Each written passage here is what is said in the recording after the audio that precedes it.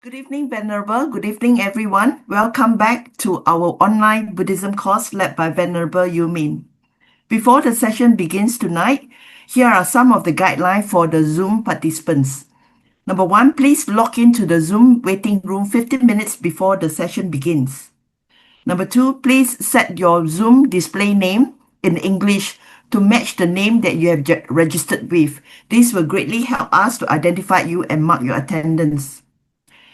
Next, if you're unable to rename yourself on Zoom, please, due to any technical issue, please identify yourself in the chat box by providing your registered name. And next, please keep your camera turned on throughout the Zoom session. And kindly remain muted during the entire lesson. Number six, if you have any question, please type them in the chat box. And next is attendance will be taken and e-certificate will be issued upon course completion. So provided your attendance is at least 70%. And if you're unable to attend any of the lesson, please inform Brother Chai or myself. Okay, let's begin tonight's session. Venerable, can I hand over the session to you? And then, yeah, the recording is already started. Yes, Thank thanks, you, Louise. Venerable. Yeah, thank you. Well, good evening and good morning to all of you. Welcome back. If you're a first timer, welcome to our course on Chinese Buddhism. It's called Ancient Path, Modern Mind.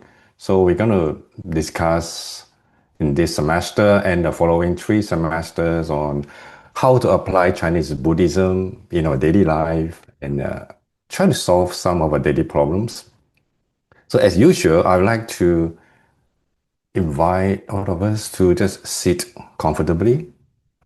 You know, find the most comfortable posture while sitting on the chair. Make sure both of your feet are resting on the ground very comfortably.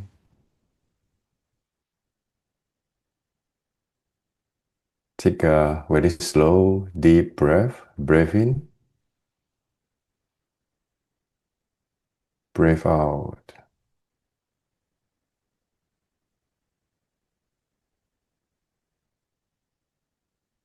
Do a very quick scan of your body to make sure that your shoulders, your back,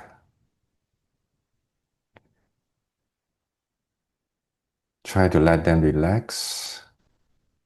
Come back to here and now.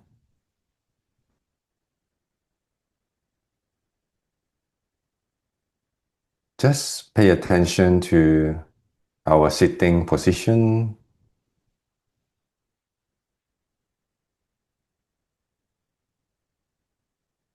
Feel our breathing.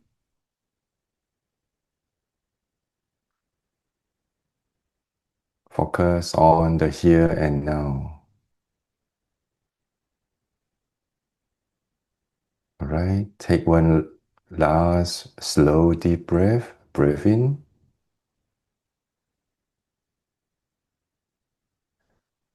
Breathe out. All right, thank you all. So we should begin now. Would you like to join me by joining your palms together and we'll recite together homage to our teacher. Homage to the Supreme Teacher Shakyamuni Buddha. Homage to the Supreme Teacher Shakyamuni Buddha. Homage to the Supreme Teacher Shakyamuni Buddha. Thank you. All right. Last week we touched very briefly on how we are going to run this course. Yeah, and we have so many newcomers this time, so I'd like to go a little bit more detail since I realized that I think many of us have signed up for a full 2-year course. So this is very encouraging, right? In order to know what you're going to get. So I'm going to go a little bit detail on what we should expect in the following, 4 semesters. Okay, first, we already started our first semester. Today is a second class. The first semester is touching on the roots of Buddhism, focusing on Chinese Buddhism. So in the first 2 classes, we're going to talk a little bit on the most fundamental Buddhist teaching that is similar to the Mahayana tradition, the Theravada tradition, and also the Vajrayana tradition. Of course, then we start to go into studying, understanding of how Buddhism actually evolved and spread across Asia to Japan, to Korea, to China, and all the way to Southeast Asia. Yeah, just a little bit of history perspective. And of course, our main focus in how Buddhism developed in China. What happened when Buddhism first went to China, right? Actually, there was really a new chapter in the culture in the Chinese culture historically. Of course, one of the most important thing that happened when Buddhism traveled to a new country is how the texts were translated. Yeah, how the texts were translated and how we read them. So this was actually one of the focus of my PhD thesis when I was studying at Kyoto University for the past 7 years. Because my professor, he was actually specializing in understanding the development of translated texts from Sanskrit and other Indian languages to Chinese, especially in the Tang Dynasty. So I'm going to show you not so like academic side of the translation, but something I find interesting. Actually, it's quite fun to understand that if we read the Chinese text, right? But most of us now read the English text. Most the English text will came from Chinese, right? But in order to understand the Chinese fully, we need to have some understanding of how they were translated from the Sanskrit. Of course, we're not going to study Sanskrit together, but I'm going to show you in the later class how some of the Sanskrit words were being understood by the Chinese people, and now it became English that we now become so used to. That is a really interesting, I think it's a fun process to know. I'm going to show you some of the interesting part, that I found throughout my learning during my PhD at Kyoto University. So of course, we're going to talk some of the most important texts, scriptures in Chinese Buddhism. The first one is a perfection of wisdom scriptures,般若经. Right? It talks about wisdom, right? Wisdom that helps us to cut our illusion, to eliminate the illusion. And the Lotus Sutra, right? 《妙法莲华经》is about the power of hope and transformation, transform our mind and our life. And the Vidamakriti Sutra, 维摩诘经, it talks about courage, compassion, and how to lead a role lay life when you are not a monastic. And of course, the Tathagata Garbha Sutra, that is on. It tells us that we all have the potential to become the Buddha, right? Give a lot of hope. So these are the few sutras we're going to talk about in this semester. And when we move on to next semester, right? We move on something like more interesting, more interaction is like rituals, the Chinese community, how they interact with Buddhism, and compassion and action. So the first thing we need to understand is like why are there so many Buddhas in Chinese Buddhism, and why there are like even more bodhisattvas in Chinese Buddhism compared to Theravada Buddhism. So it gives us an ideal for living. How do we express wisdom, and how do we show compassion in daily life? And what are the Chinese Buddhist festivals for? Why are there so many rituals? Where did they come from? Were they from Taoism? Were they from influence from some of the local belief?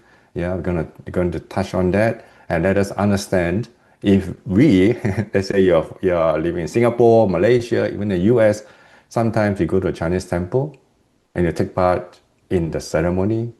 So we hope that you have a better understanding of what's going on there. What are we doing? So that's the purpose. And of course, I got to let you know what is a monastic, right? What is a monastic life? It's a monastic life for us, in Buddhism, is an option to a simpler path. Simpler path means that you're more focusing on your practice, you're more focusing on the training, on wisdom and compassion. So that's why I call simpler path. Understand how to become monastic, how they live, how you conduct a monastic life. So that's a point. And of course, living, how do we live ethically and in this complicated world? So that's for second semester. And then we move on. Of course, after each semester, we're going to have a 3 month, is it 3 months? Yes, 3 month break, right? Just like a university, just like a college. And then we come back second year for the third semester. Then we really dive into a deeper philosophical study of Chinese Buddhism. So some of the key Buddhist philosophies in Chinese Buddhism, of course, there are two main schools, right? One is a Yogacara, it talks about the mind, and one is a Madhyamaka, talk about ultimate truth and conventional truth, right? You're going to understand how Yogacara is going, what Yogacara teaches us, and how can we apply them in daily life. So that's why I call Yogacara like the Chinese, like the Buddhist psychology. And of course, Chan, right? Chanzong in Japanese is called Zen. What is Zen? What is Chan? What are differences? Right? How did the practice of meditation started in China? Like we all know Bodhidharma, heard of him? Bodhidharma, the first Indian monk who went to China and started to spread the practice of Buddhism. Oh, sorry, the practice of meditation. And what are the main practice in Chan? Like we had a question, we call it a koan, right? In Japanese, koan. And then we have embracing silence, so just sit and be silent. So these are the two main practices. I'm gonna show you, I'm gonna lead you. So at the end of the class, you should be able to practice this on your own, right? The simple way, how to practice a Chan meditation. And of course, in the modern world, we are moving from Chan to more on mindfulness practice, right? How do we apply the ancient tools, the wisdom from Chan meditation into mindfulness for today's society? And faith and focus, of course, purely Buddhism, what is it in the daily practice? Who is Amitabha? Why does Amitabha promise a land of peace? Why do people want to go there? So and then there's a combination of meditation and devotion in the Pure Land practice. Pure Land practices doesn't just mean that you chant the name of Amitabha, but it also has an element of meditation into it. So how to do it? What is it? We're going to introduce that. And then in the modern society, many important temples are actually, we have the motto of bringing the Pure Land down to earth, right? We call that humanistic Pure Land Buddhism. So this is some of the worldview that we have today, and we believe that this is something that we need for today's society. Okay, and then the final semester, right? We're going to have more discussion on how Buddhism being put into spiritual practice. For example, counseling, right? How do we use Buddhist theories and practices to not just help ourselves, but people around us, people we love, people who need some, I would say, mental support, spiritual support, how to be a giver. When we are learning Buddhism, we are not just a receiver, but we want to practice the way that we want to give back to people. So how to do that? We should understand emotions, and we should find a way to relieve our own suffering, that only we can help others. So we want to make the Dharma become therapeutic too, that can help people. Right? How to formulate that? That's we're going to discuss, and we're going to develop that. And of course, the purpose is to try to transform our own anxiety into the path of awakening. Right? We all feel anxious from time to time. So how the Buddhist spiritual training can help us become less anxious, not just ourselves, but helping other people as well. The main goal is to how we face today's challenges, either at work, at home, relationship, anything, with ancient wisdom. So we're going to talk about problems like discussion on gender equality, self-identity, and other issues that are very related to the modern world. Like some topics are controversial, like whether abortion is allowed. There's still so much debate around the world. But what is a Buddhist view, on abortion, on same-sex marriage, on I would say gender equality. These are something that are still need some discussion. So we're going to have. I'm thinking, how are we going to run this part? Maybe, let's see. We might make it into like a debate team. We have two parts, and then we start to, voice our views, and I'll be the judge, right? And then see which side will give us more, I would say, convincing facts on how a Buddhist should look at these kind of issues. Okay, so this is a very brief introduction of what we're going to explore. It's very comprehensive, and I have a lot of exciting kind of ideas that I want to just pour out to you guys. Let you guys think and discuss, and that's my whole point of the course. So hopefully, by introducing these 4 semesters, we'll be able to lure you guys to stay on to this course and finish it. Okay? All right. Of course, today, the second class, we still want to touch upon some very fundamental Buddhist teachings, and because we have to know the most fundamental theories that lay the foundation for Buddhism before we dive into understanding Chinese Buddhism. The first thing that came to my mind is karma, right? Karma and rebirth. We heard about this. I think the first time you enter Buddhism, karma and rebirth is like the main topic, like the main thing you heard about from time to time. So how is it? In a nutshell, this picture, this picture kind of show the simplest explanation of rebirth and its relationship to karma. So in Buddhism, we talk about 6 realms of existence. We have the human, right, who we are. Then we have animals realm, we have the hell realms, we have the hungry ghosts and asuras and God. So this is what we call samsara. That means this is the 6 realms that we are caught, like a cycle.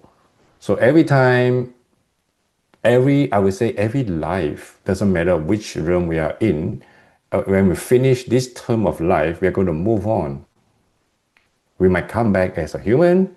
We might move to the realms of God, and it might move to the realms of animals. So this is not just the Buddhist thought, but this is the belief system that has been around in India, like generations before the Buddha, right? This is a common Indian belief.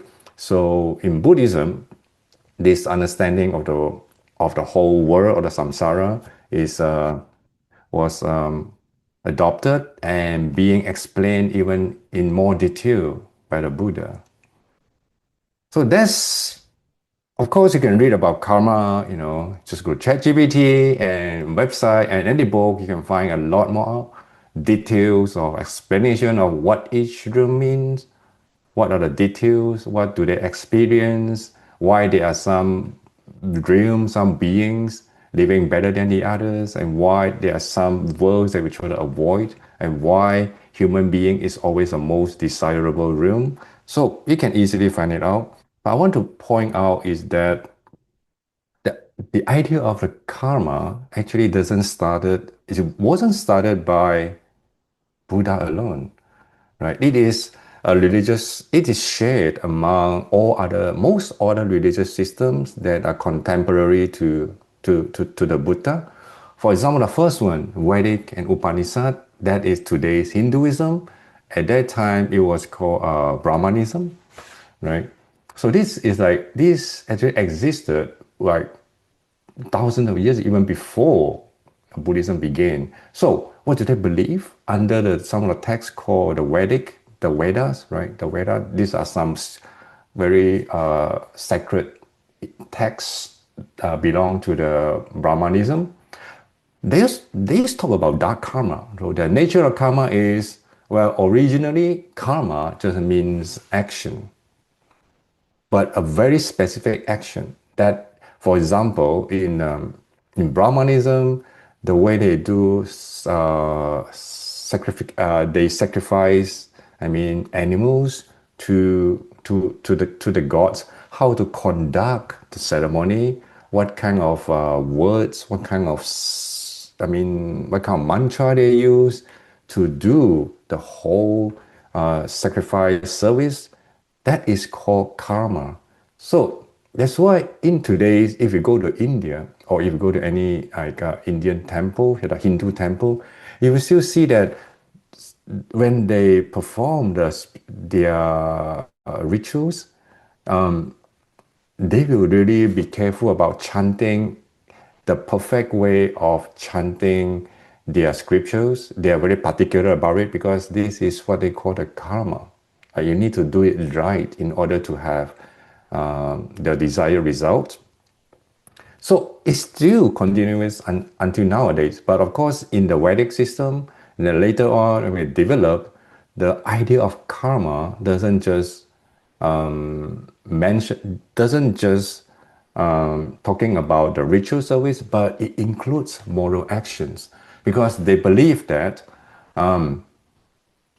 for the Brahmanism, they believe that they have to come to an understanding of Atman, I mean ourself, is equal to the Brahman, that is the highest God, right? I mean the form of energy that creates everything. So this is the goal of practice. You're understanding at the end that ourself, your inner self, the soul, is equal to the Brahman. Then this is the path to liberation. So for them, this is the understanding of karma. So from here you can see that today's understanding, in Buddhism understanding of karma is not, there are some elements that, so many elements that overlap between each other, right? Especially moral actions is karma. So there's something associated by Buddhism. And move on to Jainism. Like Jainism is this very interesting. It talks about karma. Karma is something like a material substance that you create when you do an action. For example, today you give a dana, you give a donation to a temple. So that action alone is a good karma. So where does the karma store?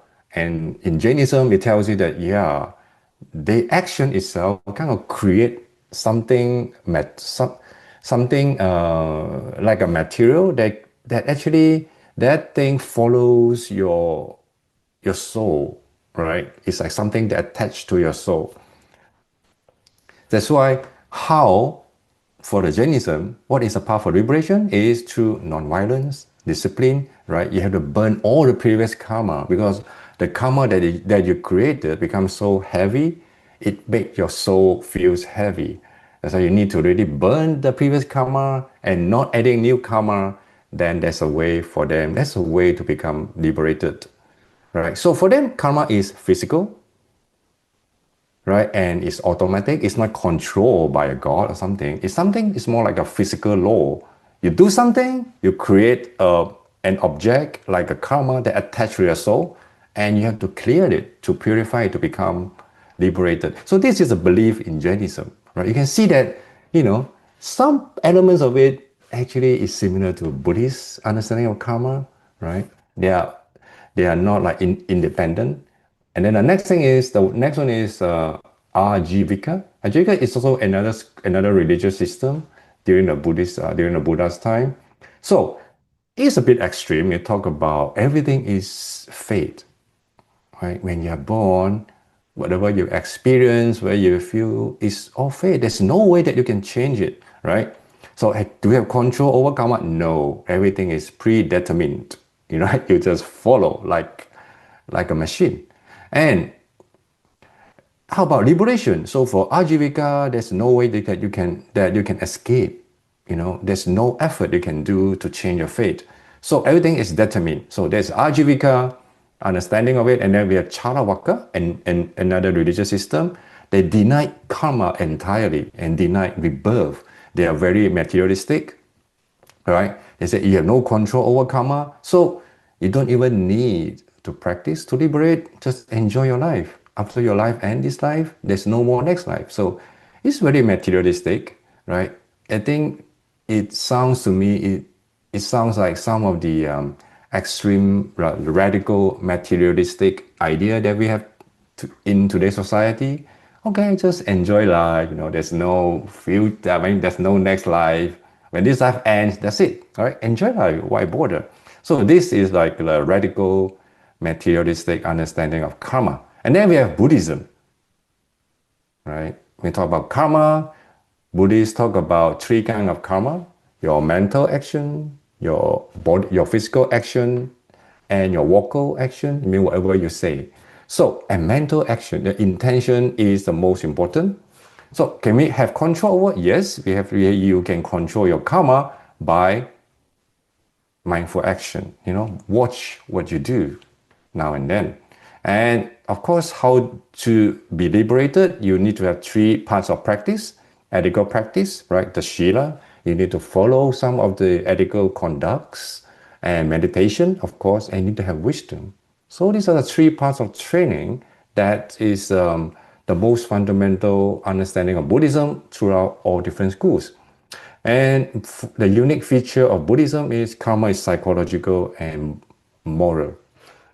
The reason I'm showing this table is to let you know that the understanding of karma is not only unique to Buddhism, but they are like a cultural belief in Indian society even before the Buddha's time. So what the Buddha did was he refined and develop the understanding of karma and make it align with the understanding of the Buddha's teaching, right? So with this understanding, I think we should have this kind of habit, or we should develop this kind of skill to look at all other Buddhist teachings.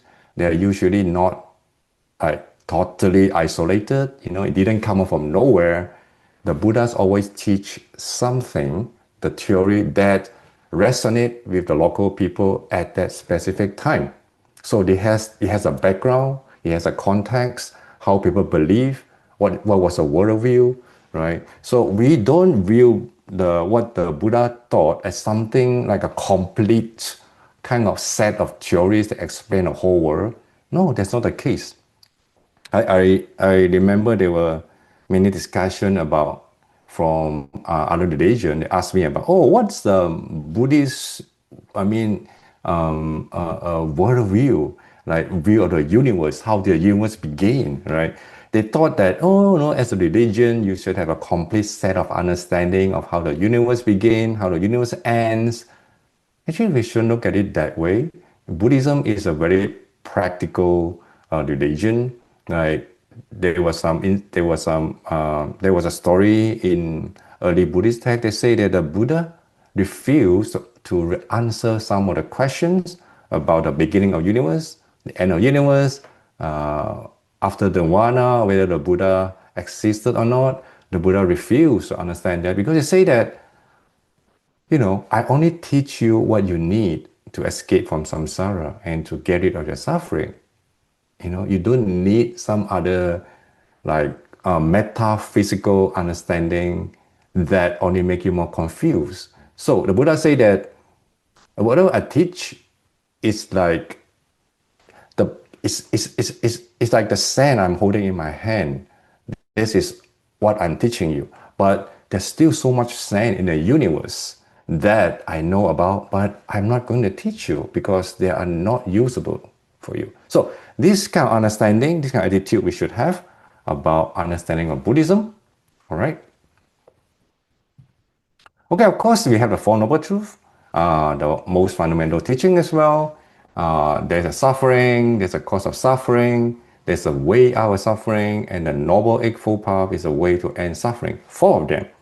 First, tell us that, of course, life is full of suffering, right? We suffer anytime, all the time. And then what's the reason of suffering? Every action, there's a reaction. So everything that we experience, there's a reason for that. And I tell you that, it's very hopeful.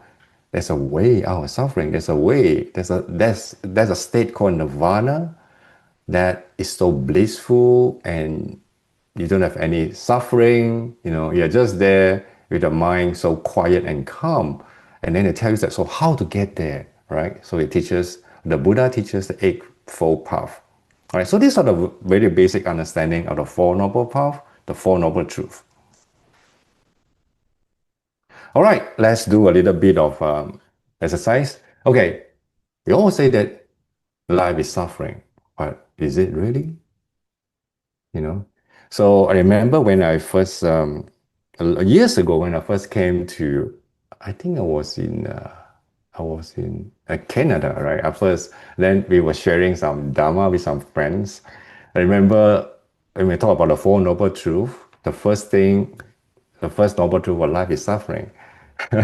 and then, and then there was a professor who raised his hand and said like, oh, wait a second, right? Why the Buddhism always talk about suffering? For me, I'm having a good life. I'm almost retired, and I have enough saving. To go travel around the world a few times, and I have a good family, and I just wake up every morning, like expecting to learn new things. Well, sometimes I suffer, but it's not all the time, right? So how should we understand suffering? There's something that I think many, even including us, Buddhists, have some misunderstanding of suffering, or we thought that, yeah, not we should not enjoy our life. Some Buddhists even told me before that the moment they start enjoying, I mean, maybe a good dessert, right? Or something that they feel like, oh, I shouldn't enjoy watching so much movie on Netflix, and they feel a bit of, oh, I shouldn't do that. No, I should be doing more practice. So is it the right way of living our life? Once we become Buddhist. So how is it like? So before we go on further, let's try this exercise. Grab yourself a piece of paper, all right?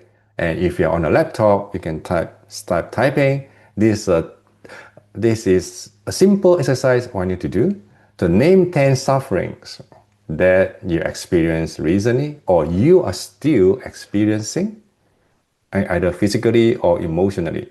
10 things you can think about. Okay, I'll give you an example. This is something I just woke up last night. Oh, I got lower back pain. All right, I suffer from that. I couldn't sleep at night. My accent was being made fun of. Okay, someone made fun of my accent. And then I got an argument with my best friend. My supervisor hates me, right? It's too hot in Singapore and in Malaysia too, of course. I got a flu last week, right? There's something I really suffered. And I started seeing wrinkles at the side of my eyes. Oh boy, I do already. And I don't like my neighbor's dog. Well, usually we don't, right? Spend too much time on IG. These are some of the things, that cause me so. Okay, let's give you guys maybe 3 minutes, right? A bit of quiet. Just quickly write down something that comes to your mind. It doesn't have to be a perfect sentence. Give me some background music.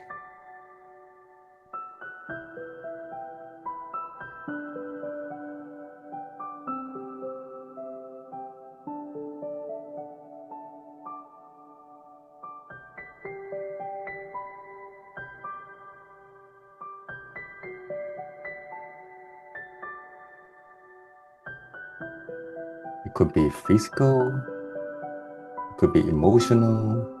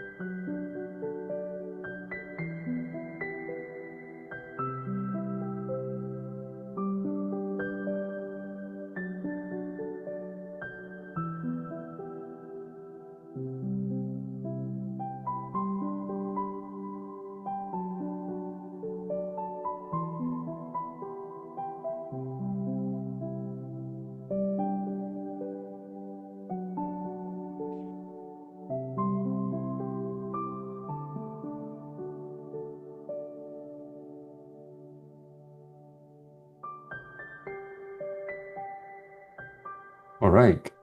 Are we back? Okay. Someone has shared that on a chat. Pain due to cut. Yes, definitely. Stress. Oh, I do feel stress. Very hot weather. Definitely. Couldn't sleep well. Yes. Aging sickness. Yes. Sad because a friend is hospitalized. Yes, definitely. Lack of time. Get angry, then later regret. Who doesn't? Worry about what is going to happen next. Yes. Worry about the poor economic condition. Worry about seeing parent getting old. Worry about unhealthy body condition. You see? We have worries, we get angry, we get emotional, we have things going on with us. And external things are like traffic jam, work stress, office politics, loneliness. Yes, loneliness. Notebook webcam not working. Yeah, that can be frustrating too, right? Especially when Louis here keep asking you, turn on your camera, please, turn it on. And like, no, it's not working, it's not my fault. You got frustrated. That's also suffering, right? When our loved ones pass away, oh my, that's the hardest one. Yeah, we all have to face that. Sometime we do, eventually. Decision making is hard, spend too much time on the phone, right? But some people find it very interesting. Some people find it very relaxing. By the end, it's still a form of suffering, right? Spending too much time on the phone. You will know what I'm talking about. Last night, when I was finalizing my slides, and I thought, oh, I'm so tired of looking at this for like a few hours. So I went out, took my phone and start scrolling on my IG. I'm like, okay, just give me 10 minutes. And the next thing I realized was 1 hour has gone, right? So how did I feel? I feel, you know how I feel, right? I came into my work and finished my slides. Coughing, traffic jam. White latte, not sleeping well. Okay, client complaint change. Wow, in-depth aging, able to focus, having a fever, accepting choices made when outcome not good, anxiety, too many things to learn, but yeah, can only absorb so much. Okay, I get a message. Yeah, don't try to give it too much. Just a little, enough to keep you awake. How to reject irritating friends. Okay, Louis, we can have another class on how to say no, right? There was a very famous Japanese book lately, well, 3 years ago. It's like, what do you call it again? Something like how to reject other people, and how not to be so nice to other people. Say it's okay not to be nice. Okay, thanks for your sharing. Okay, keep that list with you. We're going to use that again at the end of this class, okay? Now we will come back to this. Okay, life is suffering. Of course, the first noble truth in life is suffering, as we have mentioned, and there is an origin of suffering, right? How to explain the origin of suffering? This is the law of dependent origination. Right? Don't worry, you need to memorize this. Just to let you know that this is one of the most fundamental Buddhist teachings. This is one of the biggest realization of the Buddha under the Bodhi tree when he became enlightened. You see that, oh wow, every death, we are facing old and death because we experience birth, right? We are born. And why were we born again and again? Because we had a previous karma that gave us existence. Why did we have the previous existence of karma? Because we tend to grasp and attach on our greed. And why do we have greed? Because we have desire, have craving. And why do we have craving? Because we have feelings. Like I feel hungry, I want to eat. I feel lonely, I want to have a partner. Right? These are the feeling perception. And why do we have feeling perception? Because we have senses. We see, we smell, we hear, we feel. That's why we're in touch with ourselves and the world. That's why we have feelings. So where does And then we go on, keep digging. What's the reason that we have a body and environment? It's because, well, we have the senses, right? And that's why we can know about the world. So where does senses come from? We have a body and a mind in the beginning. And before the body and the mind formed, what was it? It's just a consciousness, right? So what formed the consciousness is because of previous action. They give us consciousness because we have a delusion in the very beginning. So this is a circle. It goes in circle, it can go both ways. One tells the reason, one gives the result. So the 12 links of dependent origination clearly explain where all our suffering comes from, right? We can go to a whole course of explaining each element, right? Let's see if we got time to do a bit later. But today, just to give you a very brief introduction of this is how the Buddhist understanding of action and reaction, right? Every link is essential to give us being trapped in the samsara. So that also said, right? The Buddha said that if you can break, right, the 12 links here, you can jump in and you can start breaking any of the link. Congratulations, then you achieve nirvana. You'll be escaped from the samsara. You're not trapped anymore. So the whole purpose of Buddhist practice is how to find the link, the weakest link for us they can jump in and cut one of it to stop this rotation, this endless cycle of life and death. So where do we go, right? Usually it's between desire and grasping, right? We know that we have desire, and then before we grasp, before we do the action, we think, we stop, we think, and then we change like greediness to like a more compassionate action. So that's why in Buddhist practice, we're always talking about wisdom and compassion. It's because by compassion and wisdom, we are trying to break the link between desire and grasping. All right. So we always work on this link. And of course, including, if we can change our behavior, then we won't create future karma for future existence. So that's the whole point of it. All right. Now we see like how this whole picture being fit into the understanding of the 12 dependent origination. Now we understand why we practice what we do. Wisdom and compassion. Why? What's it for? It's for breaking this origin of suffering. All right. So the third part is the Buddha say that, oh, you know what? There's a goal, there's a destination that's called the cessation of suffering, right? Everyone can achieve.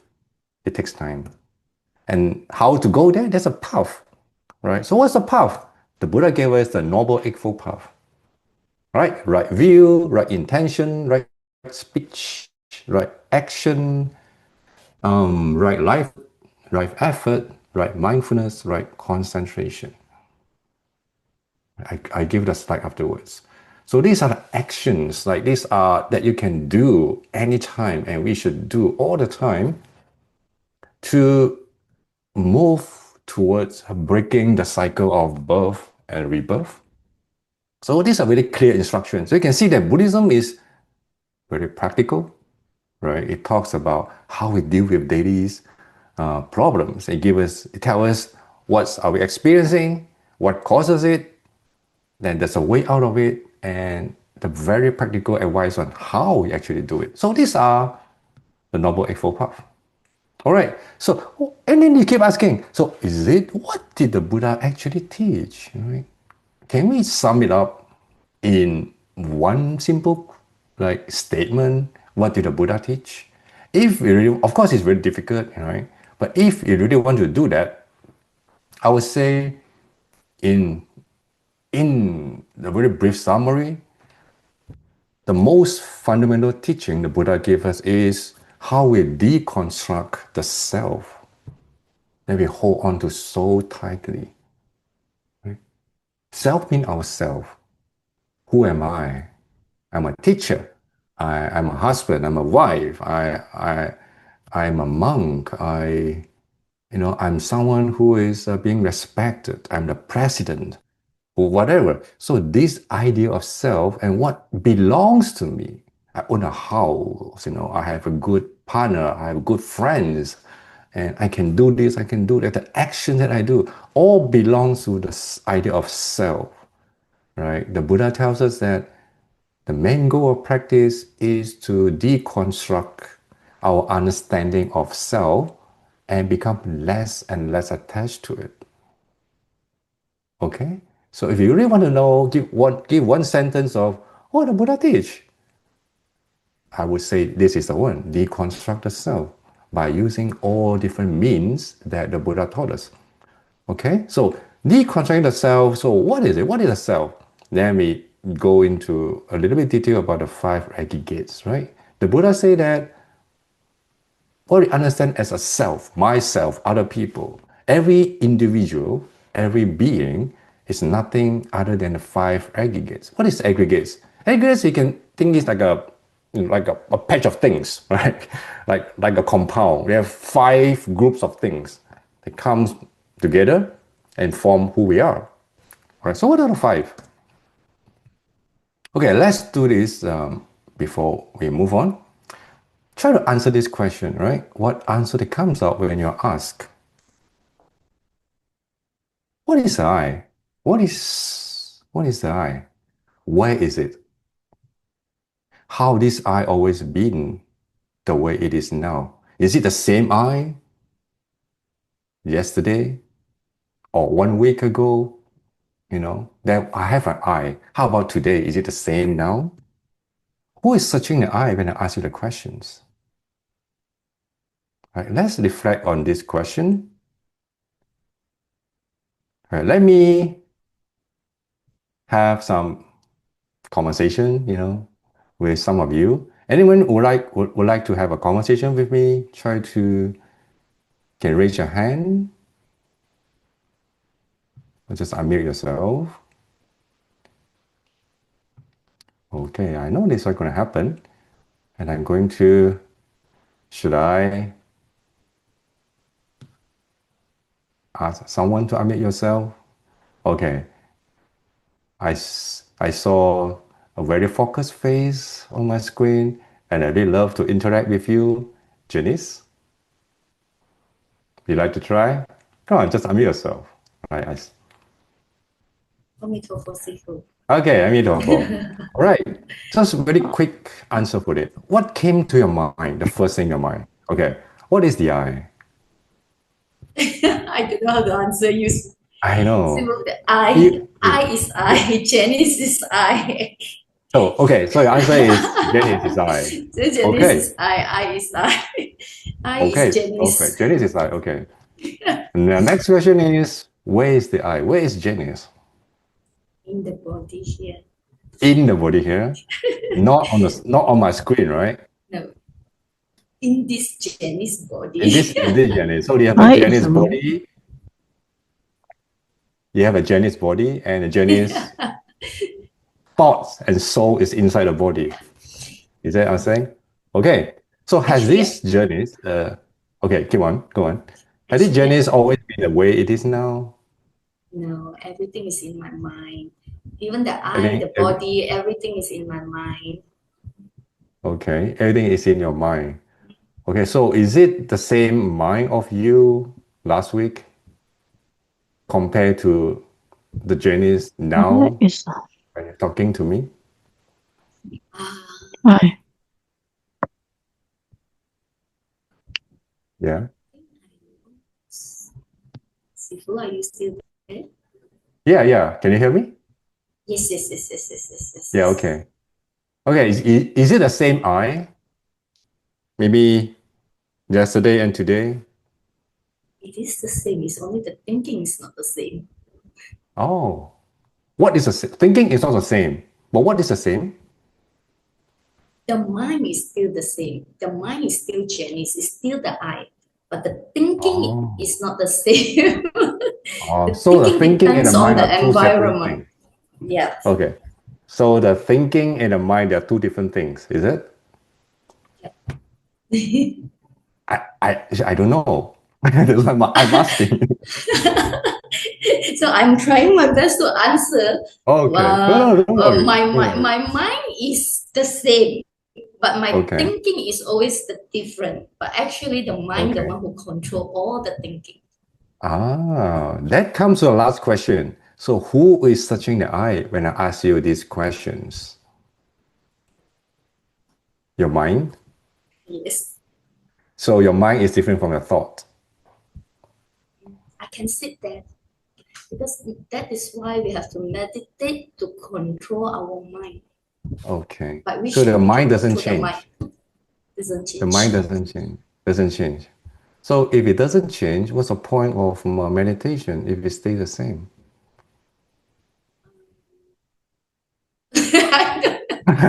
No, I'm just curious. Okay. Yeah, it's really something that you really want to think about, right? What is Yeah. something that actually every time I see this question, I have different answers. It Yes, changes. yes, It changes. So yeah, thanks Janice for sharing. It's a very Thanks fun for me. interaction. I always had the same question. Okay. Right, just is a different I. Okay, there's someone left message in the chat box. It's different I even 1 minute later. I would say even 1 second later. I is keep on changing your body and mind. Okay, right.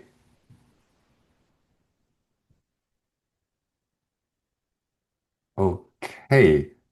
Um, right. Let's move on. Okay, what is it? It's like what is the I, right? The I is nothing but a collection of all the things we are, we were, things we believe ourselves to be. Oh, three things already, right? And the fourth one is things we aspire to be. Oh my goodness. Things we like, dislike, so much more. So I is not like a single entity. You see, it's a collection of all the things that describe us. What we like, what we don't like, what we believe, what we hate, what we want to be. All these are part of the very big concept of I. Well, do we agree? Disagree? Well, you don't have to agree first. Let's see what's next. The Buddha described our identity not as a soul, but as five interacting, changing processes. So now it comes to a very even more detailed explanation. The I is not a soul. There are five different processes. Processes. Interesting word, yeah? Recognizing this can soften our rigid identities and reduce suffering. So why does understanding that the I is not like a solid soul, but something interacting, changing, is a process, right? So the I never stays still. So this is the explanation given by the Buddha. Well, by understanding this, we can reduce suffering. Okay, so this is a very brief definition of I given by the Buddha. All right, what are the five aggregates? In Sanskrit, we call skandhas. Aggregates, that means like piles of things, like a group of books, a group of balls, a group of whatever it is, piles, right? So we have five different aggregates in Buddhism. Right? Talk about who makes the eye. The first one is the body, or the shape of who we are. The outlook. When I look at Janice, I see your face. Oh, this is Janice. I see the body. But I don't see your soul. Right? I don't see your, whatever it is. I don't see your form. So the first part is the body, the figure, how we look, how we dress, right? Whether we have spectacles or not. So these are what we call the body. And the second part is sensations. Sensation is the feeling. Whether are we feeling comfortable now? Are we feeling not comfortable? Are we feeling hot? Are we feeling cold? Are we tired? So these are the sensations. So they form who we are too, right? And perceptions. Perception is how we understand things. When I pick up a smartphone, I think, oh, this is my smartphone, right? So this is the process of perception. I see this gadget, I can tell that, oh, this is a phone. And this is my phone. I identify it. The process of understanding things, the process of knowing how it is, and then when I see my phone, I feel relief. Oh, I didn't lose it. It's still by me.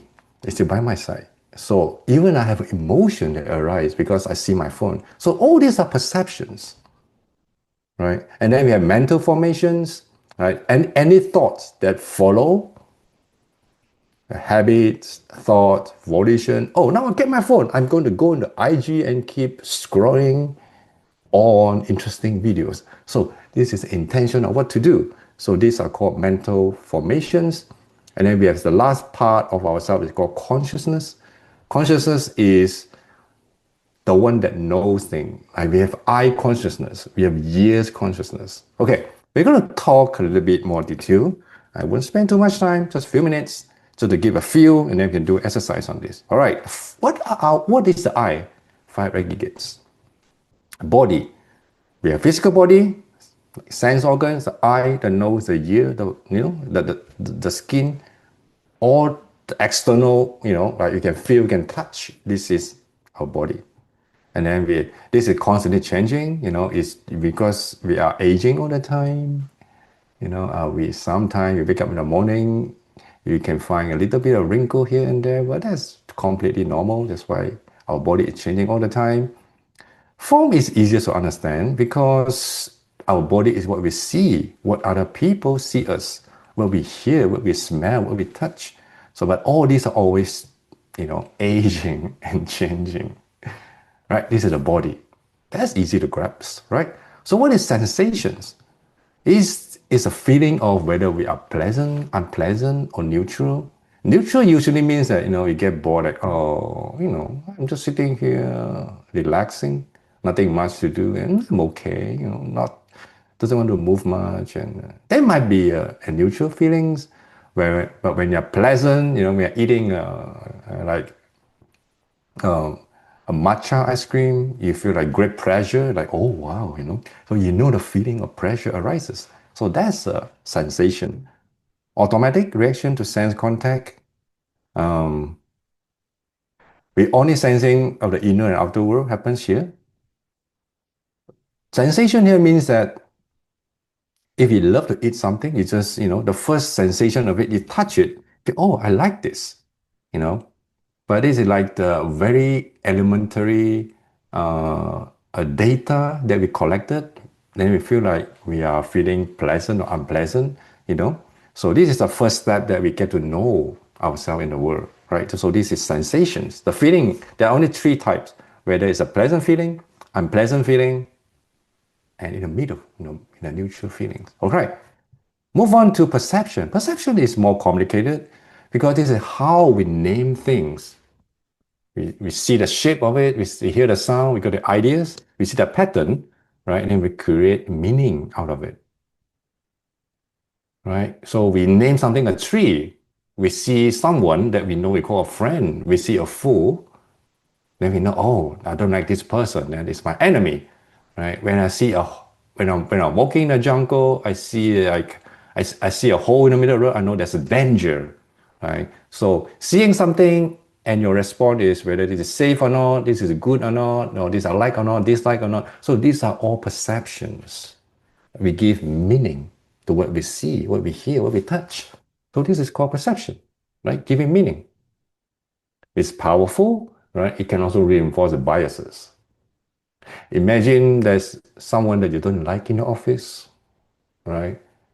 Every time you meet the person, you can see that, oh, I don't like the way they move. I don't like the way they talk. And every time we are playing this with the drama in our head, even though we are still smiling, hello, good morning, but like, oh, I don't like your shirt today. I don't like your tie. I don't like your skirt, So every time we are doing this little drama in our mind, and then we are reinforcing our biases toward this person because we had the very idea in the beginning that I don't like this person, right? This is a bias we kind of label we give in the very beginning, and all we experience later will follow what we label them.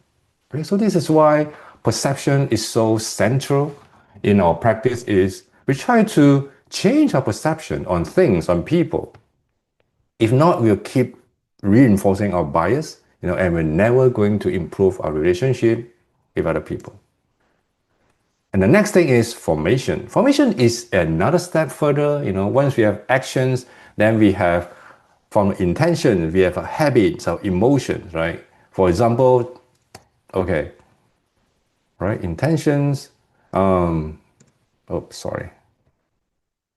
For example, we see the friend, right? That we just say, oh, this is someone who I don't like. I see the back of the friend. I say, oh, this is someone I don't like. And the next thing is, you don't want to walk close to him, to her. You want to stay away, or you don't avoid talking to that person. So this becomes your intention, your habit. And you even have an emotion even arise, say that, oh, I feel irritated every time I see that person. That feeling of irritation is called mental formation because it's something that happens in your mind, right? You react to how you feel. When I see that person, I don't feel right. And then I keep myself, oh, this is not my friend, right? Perception, it's not my friend. I don't like them. And the next thing is, I would decide to stay away. I decide not to say hi. I decide walk away. So this is called mental formations. Okay, let's do a very quick exercise, right? I want you to type in the chat box. Let's see. Tell me what you see in this photo. Anything?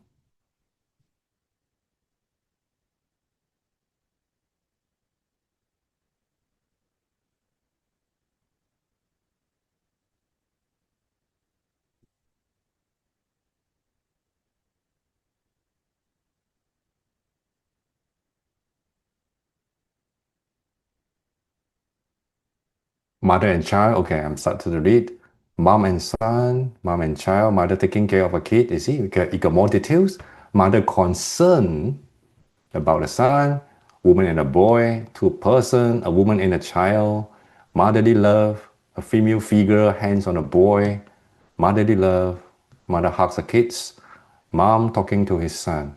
Okay, thanks for your responses. They keep coming. Okay, don't worry, keep writing. Let's say from Kevin, right? He said that it's a woman and a child.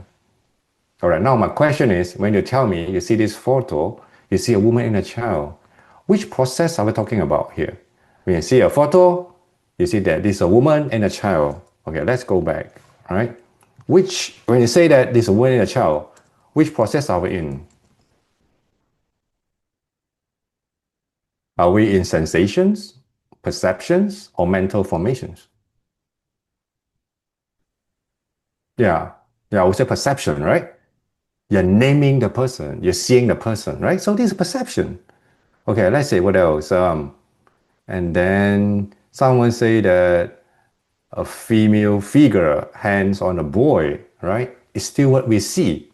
So this is still what? Perception, I would say, right? And okay, and then interesting thing is when someone say this is motherly love. Oh, you see? When you say about motherly love, what do they mean by that? We're just seeing a woman hugging a boy, right? So when someone say motherly love, for me is actually beyond perception, right? Can we see a love? Can we see love?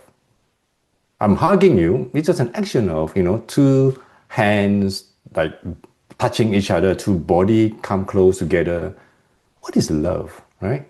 So that goes beyond perception because it comes to what we call, it's a thought, right?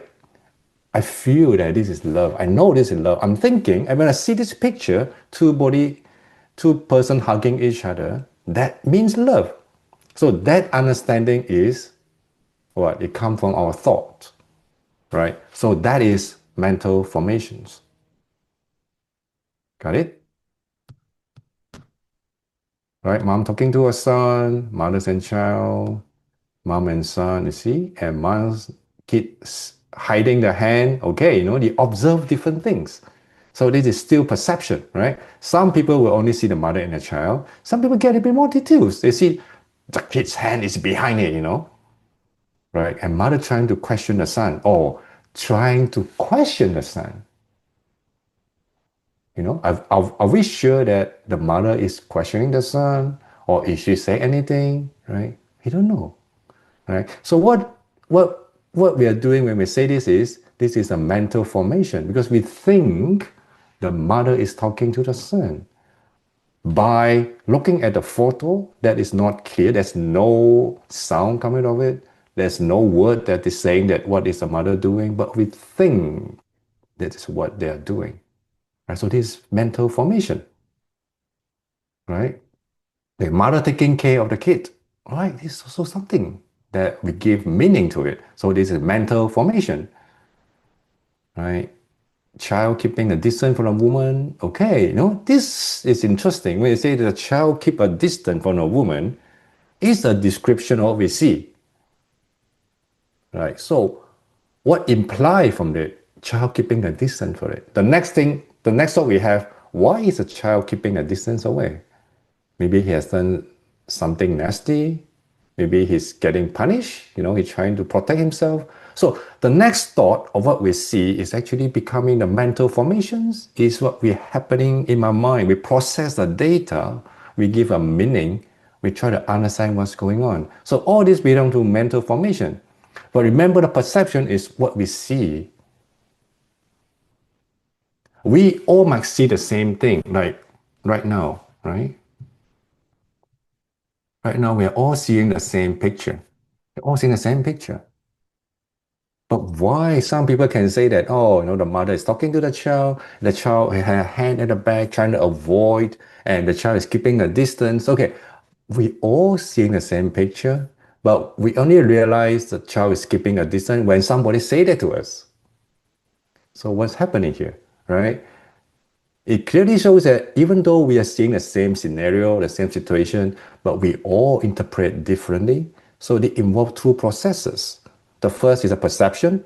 The perception might be the same for all of us, but our mental formation, like our thoughts, our interpretation, they're all different. So that's why the world is so interesting. That's why there's so many misunderstandings in the world. What we see might be the same, but we all give different meanings. So these are two processes, perception and mental formation. Right? So these are part of us because perception and mental formation, they are only two of the five aggregates that kind of define who we are. So we all have a way of looking at the world. We all have our own, we call worldview. Right? So by looking at a picture like this, you can tell how we see the world. All right. Thanks for your response. I still have a lot of, mother scolding her son, right? It could be love, it could be scolding, but scolding can also be love, right? If we explain it in more detail. Right. Okay. Consciousness. This is consciousness, okay? Consciousness is something, we have the sight, the sound, the smell, the taste, the touch, and mind, the six types of consciousness. Consciousness simply knows, that means your attention. Attention. Remember this photo? Someone see the hands behind the boy, someone see the hugging, someone see the mom talking. So which details that attract our attention? Right? So that is the consciousness. The consciousness is playing a role here. Our attention, we go to something that kind of jump up to us. Oh, I see the red shirt. Some people say, no, I didn't notice. I only saw the boy. I didn't even notice a hand was there. So where we put our attention is, so this is the awareness itself. So this is a consciousness. So that's why attention is part of us. Okay? So just imagine that now we are losing our attention so easily when we are scrolling on TikTok, when we are staring at the screen all the time, we lose our attention. Remember, attention is part of our five aggregates, and then we lose part of it, right? We are giving away a part of us to the gadget that's in our hand. So that's kind of scary, right? We give it away. We give the control over to the cell phone instead of having it. So we lose ourselves. So that's the thing. Why does it matter? Why understanding of five aggregates is important? Because when we see that there's no fixed self, they're just five processes, the fear of losing me is softened, right? And we soften our sense of self, we naturally become more compassionate, and we try to understand other people's feelings more, and we tend to forgive other people is more easier in a way. And the practicing the awareness of the five aggregates may help us to cling to things and the people a little less, and avoid things and people a little less. Understanding that whatever I'm going through in my mind, whoever I am, they are just processes. We are defined by these five processes that keep changing. So the moment we realize that we're angry with someone, stop and think about that. Oh, the anger feeling might just disappear in 5 minutes. In 5 minutes, I'm going to be a totally different me. Isn't that nice, right? In every 5 minutes or 1 minute, I am completely born again, like metaphorically. I'm going to be born again, a new self. I think this is one of the funniest, like the best hope I can get of learning this. Me is not permanent. Every minute, every second, I can change the process. I can experience different things. Whenever that happens, I'm not myself. I'm not the same me anymore. So this gives us a lot of hope. All right. So all suffering comes from this clinging and avoiding of the self and the world. Right? We cling to ourselves. I am this. I have to eat. I don't want to eat broccoli in my lunch. If I eat broccoli, this is not me. I gotta put this away. All these are strict rules, all these are things that bind us together. So we become more softened, right? And we change from time to time. So this is how you want to understand the five aggregates. All right. Now one exercise, right? Talk about yourself. Now I'll give you 2 minutes. Describe yourself in 10 short phrases. The paper you had just now, now declare yourself, right? Be honest and thoughtful. But let me show you an example of how I look at myself, all right? This is how I do. I think I'm always energetic. I feel that. I love helping people and see them smile, okay? I'm soft-spoken. I speak with clarity. I hope, right? I care deeply about connection. I strive for growth. I'm usually calm. I love jungle trekking. I value independence. I wish to be more confident. Or confident, right? Should be an adjective. Well, know yourself, right? In a very simple sentence, even just a word, who you think you are. Okay, start now. Just 2 minutes.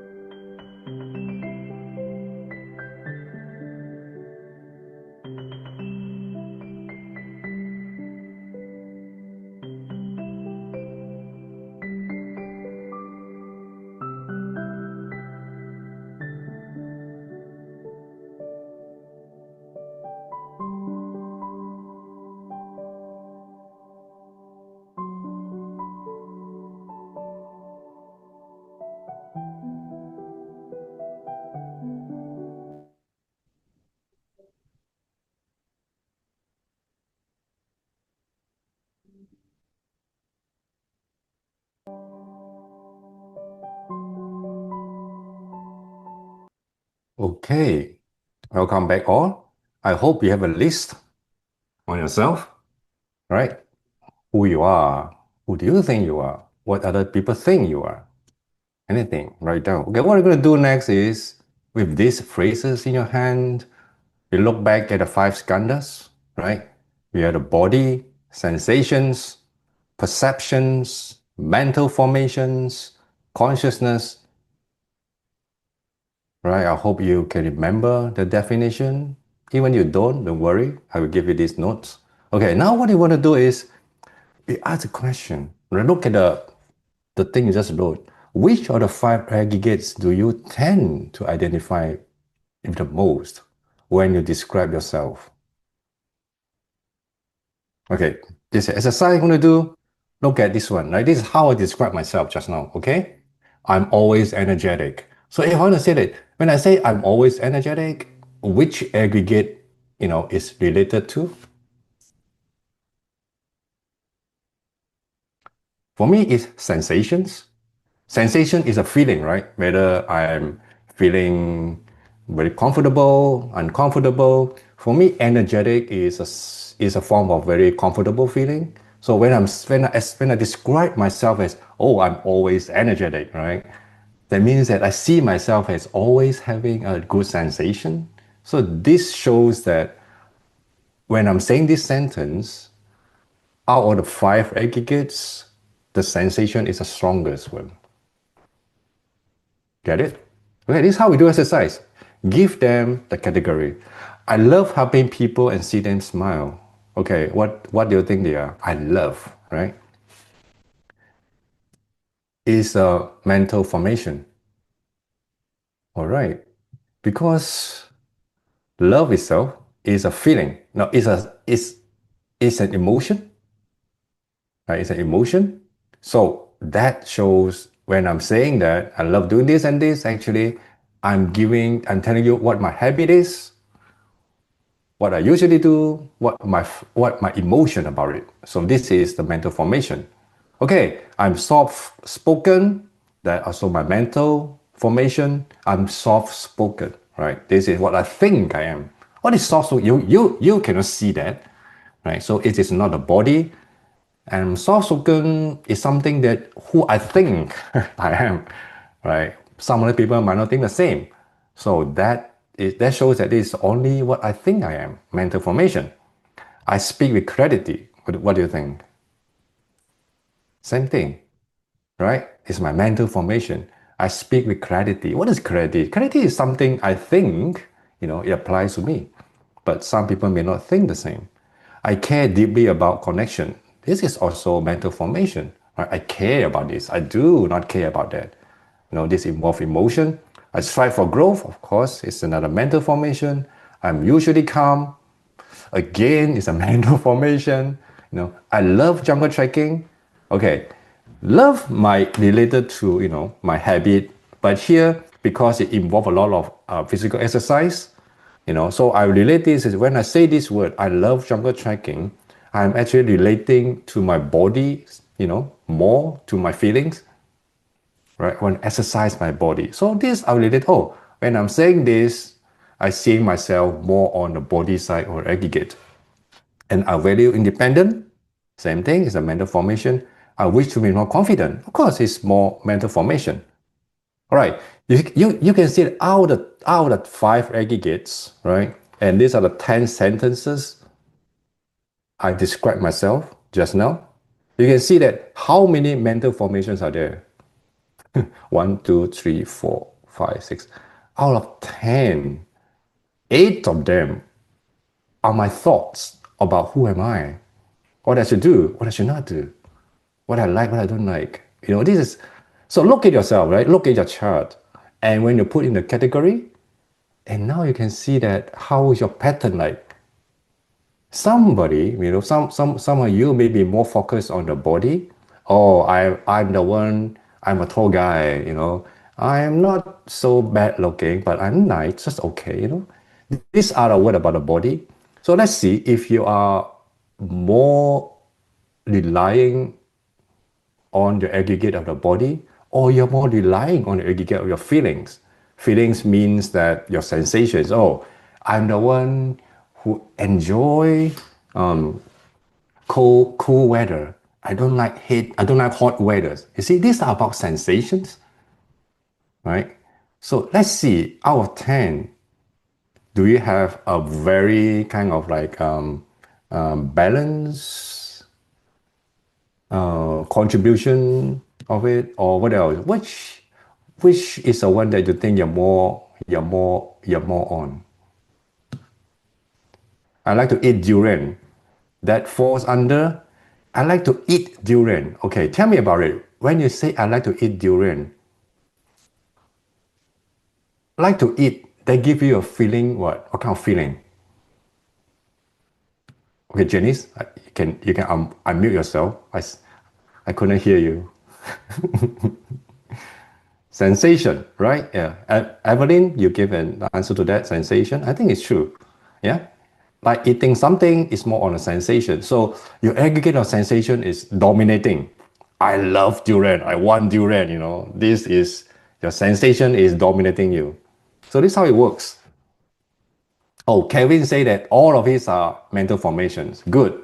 We are very close. Our characters are quite similar. Okay. I'm full of energy, always working towards growth. Okay. And Jessica, right? You work on that and see which one that you are more prone to. Yeah, sensation, present, feeling. All right, every one of you, we have a list of 10, right? Work on it. Try to categorize according to the 5 aggregates. The 5 aggregates are you. Every individual is different, and just see which one they will rely on most when we define ourselves. That tells what? For me, I'm more on mental formations. That means that I'm more of the person who think, who use my thought to analyze. I'm more prone to analyzing things, right? But some people, their sensation is stronger. They rely how they define themselves more prone to sensation. That means that their characteristic is they are more sensitive to feelings and sensations, right? Something that cannot be described by word. Right? Some people are more prone to the body because they put a lot of attention on it. Oh, I'm the one with this high, I'm the one with this low, So this tells us who we are by grouping and see how we depend on each aggregate. It tells us that either we are over relying on just one of the 5 aggregates or we are more balanced. Right? If we know that, for me, I know that I'm more relying on my thoughts and analysis skill, then I know that in the future, I might pay more attention to my sensations, to my perceptions. Or you see that none of them are perceptions here. It seems more to be my mental formations. I would pay more attention to how I feel when I'm drinking a coffee, instead of just thinking, but come back to my senses of, how does it taste? What is it like? You know which side we are tilted upon, then we come back to pay more attention to other aggregates. That gives us a more balanced sense of self. You got it? So that's the purpose of the exercise. Know who we are, how we describe ourselves, and from the sentence we describe ourselves, understand our characteristic, whether we are prone to only relying on one of the 5 aggregates, or we are more balanced on using all of them, because all 5 describe who we are. Got it? All right. Okay, the same thing is the suffering, right? I let you to do exercise on your own. Lower back pain is about body, felt irritated easily, is sensations, felt ashamed, or work as mental formation. Arguing with my best friend because create a lot of irritation, there's a sensation. Supervisor hates me, who knows, right? That's my mental formation. It's too hot in Singapore, of course, it's sensations, right? Caught the flu last week, it's about the body, right? The body creates a lot of difficulties for me. Started seeing wrinkles at the side of my eyes. Oh, it's about the body again. Don't like my neighbor's dog. It's my mental formation. Like or don't like, right? The dog is neutral. Well, your neighbor love your dog, of course. Love the dog, of course, but only you who doesn't like it. So that's a mental formation. I watch too much IG makes me nervous. That's a mental formation. Okay? So these are the exercise we have today. I hope you could go back, do it, and any questions? I think we can open to 1 or 2 questions. I know time is almost there. Give me 2-3 minutes. I think I saw a question early. Let me open it up.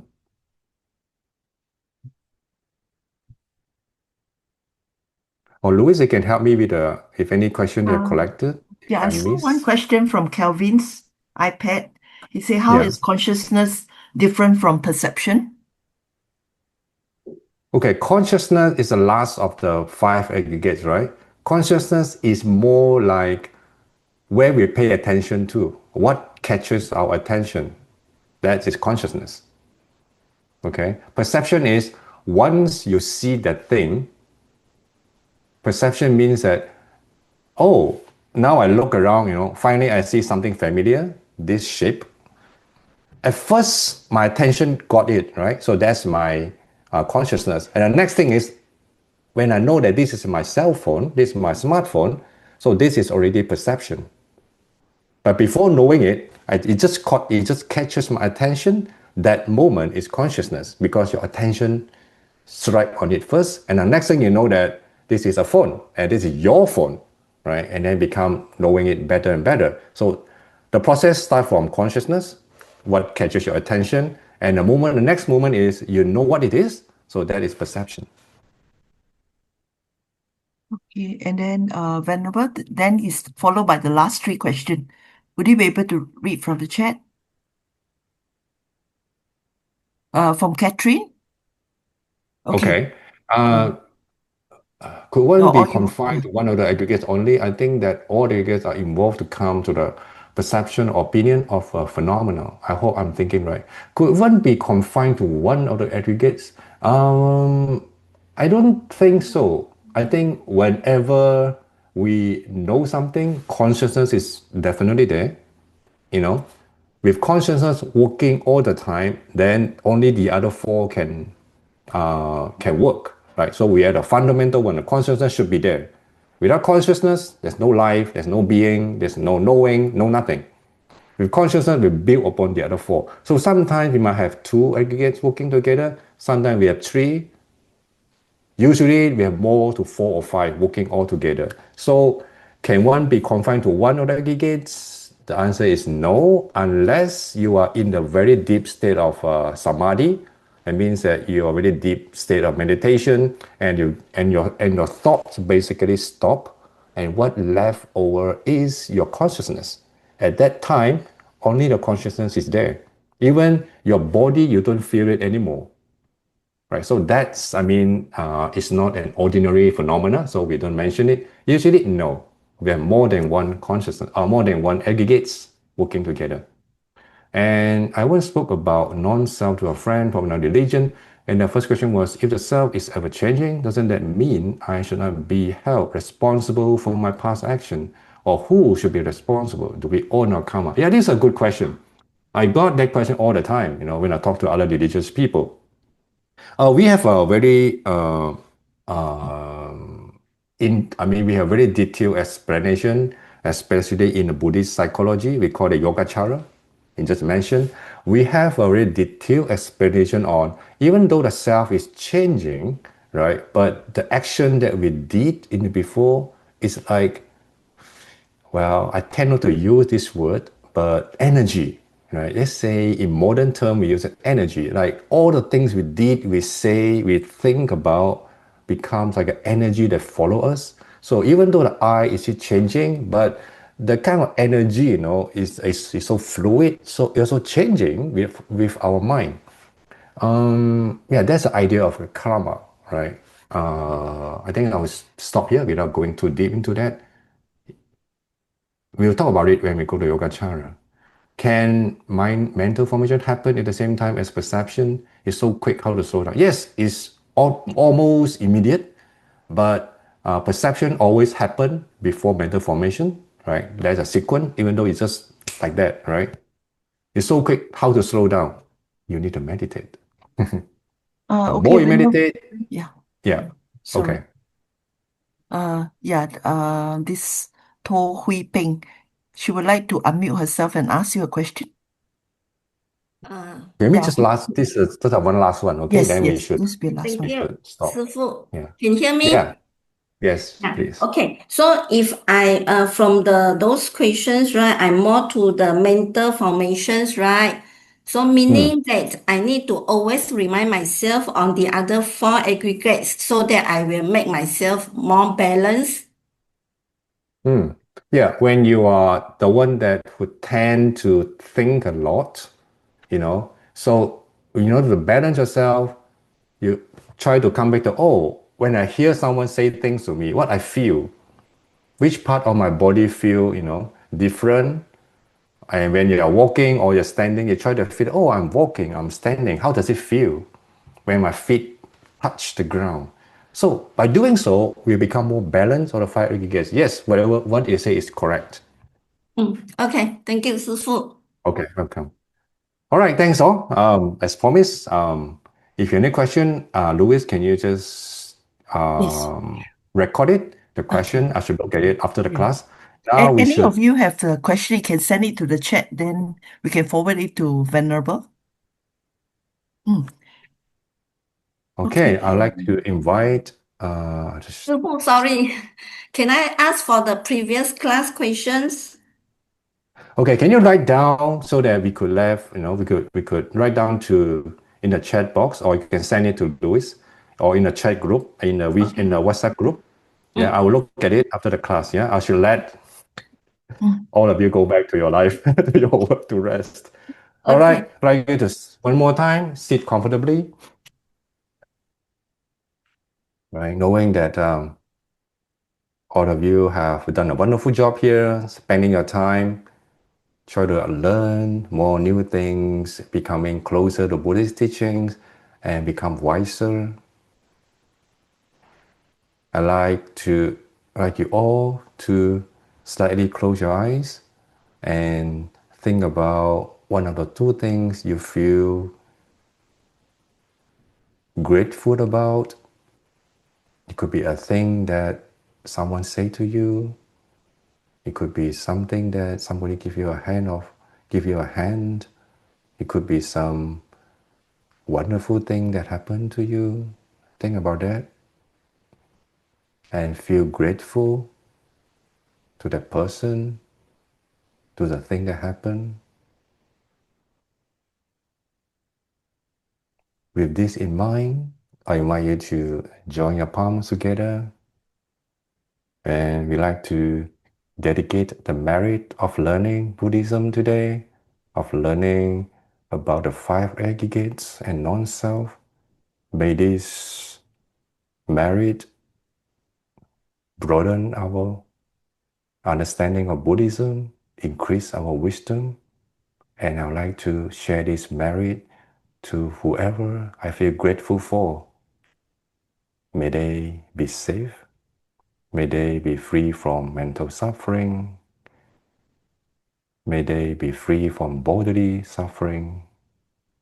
May they be at peace and ease at all times.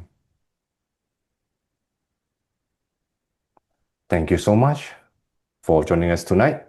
Hope you have a good night. And for those of you who are in North America, have a good day ahead. So see you next week.